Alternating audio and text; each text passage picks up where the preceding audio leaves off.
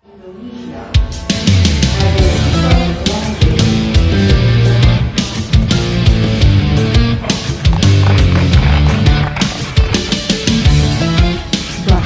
Indonesia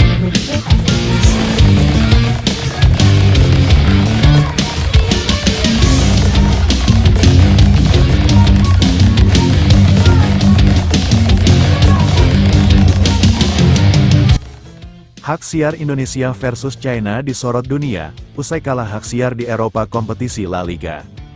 Hak siar 200 TV internasional kini ikut ambil bagian hak siar jelang kualifikasi Piala Dunia Indonesia versus China. Legenda sepak bola Eropa ikut kagum karena hal ini. Namun sebelum kita bahas videonya guys, seperti biasa syarat nonton video di channel ini, subbreaker, like dan nyalakan lonceng notifikasinya, agar kalian selalu mendapatkan informasi menarik dan terbaru setiap hari. Jika sudah subscribe, aku ucapin thank you guys, and mari kita lanjut. Laga Indonesia versus Cina tembus 200 hak siar internasional. Presiden FIFA sampai kaget. Round 3 kualifikasi Piala Dunia Asia trending topik hingga sampai ke media luar. Simak berita selengkapnya sebagai berikut. Perkembangan pesat hak siar pertandingan sepak bola internasional menunjukkan betapa besarnya antusiasme masyarakat global terhadap tontonan sepak bola. Pada putaran ketiga kualifikasi Piala Dunia 2026 zona Asia, pertandingan antara tim nasional Timnas Indonesia menghadapi Cina menarik perhatian lebih dari 200 negara yang berebut hak siar. Peliputan sepak bola Indonesia ini kemarin ada di New York Times, di Euronews ya. Kalau di Asia sekarang sudah banyak yang nulis, tetangga kita Malaysia juga menulis. Menandakan lonjakan signifikan dalam nilai komersial dan reputasi Indonesia di kancah sepak bola dunia. Sementara itu, proyek ambisius ASEAN All-Star yang digagas oleh AFF ASEAN Football Federation untuk menjamu Manchester United justru memperoleh respon yang jauh berbeda. Hak siar internasionalnya gagal terjual menciptakan paradoks kontras antara kedua peristiwa ini. Hak siar pertandingan olahraga khususnya sepak bola merupakan aset komersial utama yang menentukan berapa banyak pendapatan yang dapat diraih penyelenggara dan federasi. Hak siar internasional mencakup lisensi untuk menyiarkan pertandingan ke berbagai negara, media, dan platform digital. Semakin tinggi minat pasar, makin banyak pihak yang bersedia membayar untuk mengambil hak siar tersebut. Baik untuk siaran televisi free-to-air, FTA, layanan over-top, OTT, maupun platform streaming khusus. Pada era digital saat ini, lembaga penyiar juga semakin kompetitif karena kehadiran platform OTT menghadirkan alternatif distribusi konten tanpa batasan geografis. Kondisi ini memacu nilai tawar hak siar suatu pertandingan untuk melambung tinggi, terutama jika tim yang bertanding memiliki basis penggemar yang besar dan prestasi yang cemerlang. Sejak era Sintayong memimpin, Timnas Indonesia menunjukkan peningkatan performa signifikan pada putaran ketiga kualifikasi Piala Dunia 2026. Performa Garuda dalam menahan imbang Arab Saudi dan Australia bahkan melibatkan kekaguman media asing, meski secara sejarah peringkat FIFA Indonesia masih tertinggal dari negara-negara lain di grup C. Keberhasilan ini mendorong kepopuleran Timnas Indonesia di tingkat global, memicu permintaan hak siar terdaftar lebih dari 200 negara pada laga melawan Cina pada tanggal 5 Juni tahun 2025 di Stadion Utama Gelora Bung Karno SUGBK Jakarta. Menurut laporan tim Newsco, ID, hak siar pertandingan Timnas Indonesia dalam kualifikasi Piala Dunia 2026 menjadi rebutan lebih dari 200 negara. Suatu prestasi yang belum pernah terjadi sebelumnya bagi sepak bola Indonesia. Fenomena tersebut menandai pengakuan global bahwa potensi pasar sepak bola tanah air sangat besar.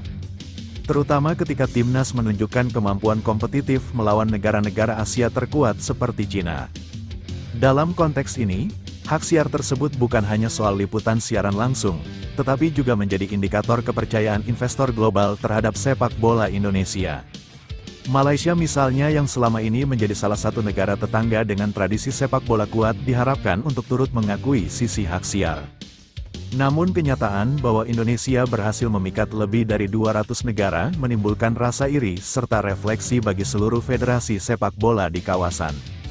Hak siar untuk laga Indonesia versus Cina disalurkan melalui free-to-air, FTA, RCTI, sedangkan platform over-the-top (OTT) seperti Vision menyediakan opsi streaming berbayar. Meskipun RCTI bertindak sebagai pemegang hak siar lokal di Indonesia, kemitraan dengan beberapa perusahaan satelit dan jaringan TV kabel memungkinkan pertandingan tersebut menjangkau wilayah Asia Tenggara, Asia Timur hingga Eropa dan Amerika. Lisensi internasional biasanya diperoleh melalui lelang tertutup di mana federasi setempat. Dalam hal ini PSSI menjajakan paket hak siar kepada entitas penyiar yang menawarkan nilai tertinggi berdasarkan estimasi penonton dan pendapatan iklan. Nilai mencapai lebih dari puluhan miliar rupiah hanya untuk satu pertandingan dan total nilai kontrak dapat melonjak hingga ratusan miliar rupiah jika memperhitungkan multilaga dalam satu paket kualifikasi. Erick Thohir sebagai Menteri BUMN sekaligus mantan Ketua PSSI menyatakan apresiasi luar biasa terhadap tingginya minat global atas laga Indonesia versus China. Mengingat peran penting PSSI dalam menegosiasikan paket hak siar yang memberikan nilai optimal untuk federasi. AFF juga mencatat fenomena ini sebagai bukti semakin kuatnya daya tarik sepak bola Asia Tenggara di pentas dunia. Presiden AFF bahkan menyambut baik bahwa ikon sepak bola Indonesia berhasil menarik perhatian pemegang hak siar global meski AFF tidak terlibat langsung dalam negosiasi hak siar kualifikasi Piala Dunia. Selain nilai komersial langsung dari hak siar, pertandingan melawan Cina juga diprediksi mendongkrak sektor pariwisata dan ekonomi kreatif di Jakarta. Berdasarkan data pertandingan sebelumnya antara Indonesia dan Bahrain, total pendapatan tiket mencapai puluhan miliar rupiah dan memicu konsumsi di sektor perhotelan, transportasi, serta kuliner lokal. Proyeksi serupa berlaku untuk laga melawan Cina di mana ribuan supporter mancanegara diperkirakan akan hadir meningkatkan okupansi hotel dan konsumsi restoran. Hal ini berpotensi memacu multiplier efek ekonomi yang berdampak positif pada UKM, usaha kecil dan menengah yang menyediakan souvenir, merchandise, dan layanan transportasi lokal. Di satu sisi, AFF membentuk tim ASEAN All Stars untuk menyambut kehadiran klub raksasa Inggris Manchester United dalam Turur Asia Tenggara pada tanggal 28 Mei tahun 2025. Rencana awal adalah menggabungkan talenta terbaik dari seluruh negara ASEAN termasuk nama-nama besar Thailand, Indonesia, dan Malaysia. Namun pada kenyataannya proyek ini justru gagal menarik minat media penyiar internasional. Seolah-olah menunjukkan bahwa inisiatif eksibisi regional tidak memiliki daya tarik komersial yang setara dengan kandungan kompetitif kualifikasi Piala Dunia.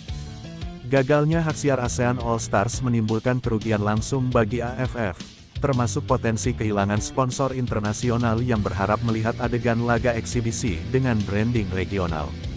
AFF terpaksa memaksimalkan penjualan tiket di Stadion Nasional Bukit Jalil yang berkapasitas 85.000 penonton dengan harga rata-rata tiket mencapai Rp600.000 per lembah. Namun okupansi stadion yang rendah pada hari pertandingan menunjukkan bahwa event tersebut tidak memenuhi ekspektasi. Memaksa AFF berupaya meminimalkan defisit melalui penjualan sponsorship dan merchandise. Malaysia sebagai salah satu anggota yang biasanya memiliki daya tarik media kuat, merasa iri kecewa melihat tingginya animo haksar untuk Indonesia versus China. Sementara Malaysia sendiri dan AFF terlibat upaya terakhir mempromosikan ASEAN All Stars agar mendapat liputan regional. Namun realitas biaya operasional tinggi serta kurangnya pemain top dari masing-masing negara menggarisbawahi kesenjangan kompetitif. Thailand dan Filipina juga memaklumi situasi ini karena prioritas mereka pada kompetisi domestik dan kualifikasi utama sehingga tidak bersedia melepas andalan terbaik untuk acara penggalangan dana ini. Pertarungan hak siar Indonesia versus Cina di putaran ketiga kualifikasi Piala Dunia 2026 yang berhasil menarik lebih dari 200 negara menunjukkan prestasi dan potensi besar sepak bola Indonesia di mata dunia. Sementara itu, kegagalan ASEAN All Stars mendapatkan hak siar internasional menandakan bahwa event eksibisi tidak cukup memikat pasar global jika tidak didukung faktor kompetisi dan kualitas pemain yang mumpuni. Kedua fenomena ini memberikan pelajaran strategis bagi PSSI dan AFF dalam merancang model bisnis hak siar yang berkelanjutan, yakni memprioritaskan nilai kompetitif.